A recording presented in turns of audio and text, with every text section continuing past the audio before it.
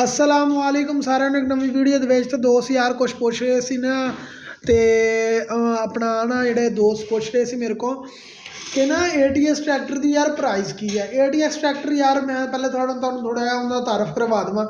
ATS एक Pakistani brand बनन जा रहा वा, ठीक है।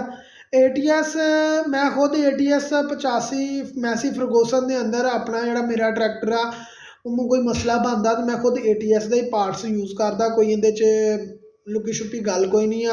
अगर जिन्होंने मेरिया कोई सारिया वीडियो वेखिया होनिया उन्होंने पता होएगा कि मैं 85 के पार्ट्स किस कंपनी के यूज़ कर रहे हैं। ना सानू यार कोई कंपनी रुपया दे रही है जी उन्होंने अस वीडियो बना के उन्होंने मुताबिक वीडियो बनाने तो ना ही आप रुपया लैके किसी को गल करांगे, ठीक है। तो अपना हुण गल कर ली अगर 85 के मुकाबले जोड़ा निकलिया वा अपना ATS का ट्रैक्टर, उनकी जी प्राइस आ तुसी किसी भी कलर च लै सकते जे। उनकी मैं तुहानूं प्राइस का दस देवां, उनकी प्राइस तकरीबन 31 लाख रुपया वा। 31 लाख तो नीचे भी तुहानूं मिल सकता, दरम्यान च भी, क्योंकि ना जोड़े दो मॉडल निकले हुए आ, एक स्पैशल एडिशन एक सादा।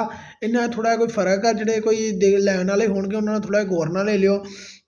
उस तो बाद कुछ दोस्त पूछ रहे थे कि ATS का ट्रैक्टर जोड़ा 4x4 आ वो किन्ने दा मिलेगा। बई वो जो ATS का ट्रैक्टर जोड़ा 4x4 है ना वो तुहानूं लिखेगा मिलेगा 41 लाख रुपए का। 41 लाख रुपए का कुछ हज़ार नाल ऐड कर लो तो 41 लाख रुपया उनकी करंट प्राइस आ। तो तुहानूं अज ATS ट्रैक्टर के बारे भी तुहानूं दस दिता। सारे जने वीडियो लाइक कर दिओ, शेयर कर दिओ, कमेंट कर दिओ।